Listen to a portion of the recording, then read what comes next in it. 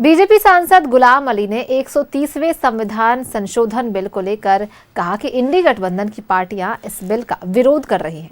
आपको बता दें कि लोकसभा में गृह मंत्री अमित शाह ने 130वें संविधान संशोधन बिल को रखा था, जिसमें पीएम, सीएम और विधायक 30 दिनों से ज्यादा अगर जेल में रहेंगे तो उनकी सदस्यता बर्खास्त की जाएगी। गुलाम अली से ज्यादा बातचीत की है हमारे संवाददाता आनंद ने।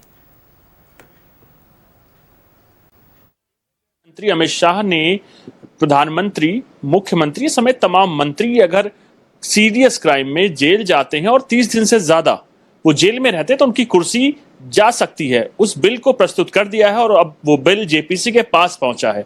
जेपीसी के मामले में जो विरोध कर रहा था तमाम विपक्ष, कहीं ना कहीं अब इस जेपीसी में वो हिस्सा लेने से इनकार कर रहा है।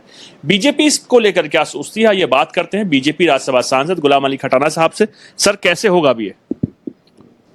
देखिए, पहले वक्फ आपने जेपीसी देखी, उसमें भी अपोजिशन ने जो उसमें अमेंडमेंट्स आ सकती थी, अपोजिशन ने अपना रोल नहीं निभाया। सिर्फ हुल्लड़बाजी, बेबुनियाद बातें, कोई कंस्ट्रक्टिव बातें नहीं करी। जो समाज उनको वोट देता है उसके लिए भी उन्होंने बातें नहीं करी। वो समाजवादी पार्टी हो, कांग्रेस हो, या टीएमसी हो, या बाकी पार्टियां हो।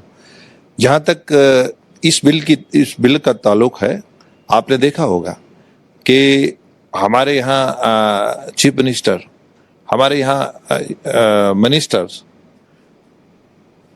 चीफ मिनिस्ट्री भी चला रहे हैं और कई महीने जेल में भी रह रहे हैं।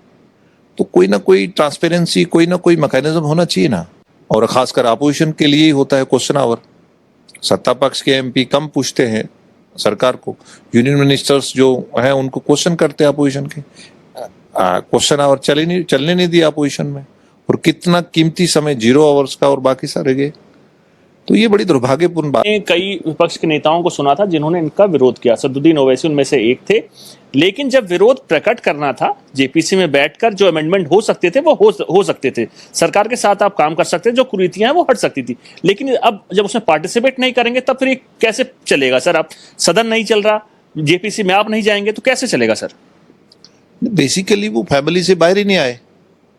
मैं ही बनूं, मेरी फैमिली का सारे जो माइंडसेट फैमिली से बाहर नहीं आया, जो माइंडसेट इतनी बड़ी अल्पसंख्यक समाज को अभी बैकवर्डनेस के साथ जोड़ता है और उनको वोट बैंक तक रखना चाहता है। आज अपोजिशन को मालूम हो गया है कि बिहार के लोगों ने मन बना लिया है कि वो देश के वजीर आजम नरेंद्र मोदी जी को वोट देना चाहते हैं, और दुनिया की बड़ी जो ताकत हम बनने जा रहे हैं, तीसरी बड़ी ताकत स्टार्टअप स्टैंडअप के जरिए, वो हिस्सा लेना चाहते हैं। अब इनकी बात कोई सुनने वाला नहीं है। वोटर अधिकार यात्रा राहुल गांधी निकाले, कितना असर लग रहा है जमीन पर उनका? देखिए, आप लोगों में भय पैदा कर रहे हैं, उनको डरा रहे हैं, धमका रहे हैं बेतुकी चीजों से। ठीक है, जिसकी डेथ हुई है वो तो डिलीट होना है। जो प्लान कर गया है, दूसरी जगह वोट बनाया है, वो तो डिलीट होगा। भाई, हम थोड़ी ना इलेक्शन कमीशन ऑफ इंडिया पे क्वेश्चन उठा रहे हैं। आप इलेक्शन कमीशन ऑफ इंडिया को के वजूद को नकार रहे हैं। वो ऑटोनोमस बॉडी है, वो एक इंस्टीट्यूशन है। आप उसी को नहीं मानते। जहां आप जीतते हैं वहां मान लेते हैं, जहां आप हार जाते हैं तो वहां इलेक्शन कमीशन ऑफ इंडिया भी खराब है, वोटिंग मशीन भी खराब है।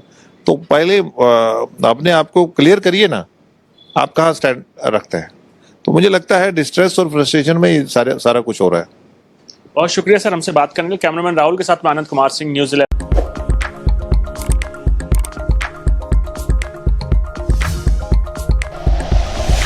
Like and share videos, subscribe करें हमारा चैनल और प्रेस करें बेल आइकॉन। न्यूज़ 11 भारत, सच है तो दिखेगा।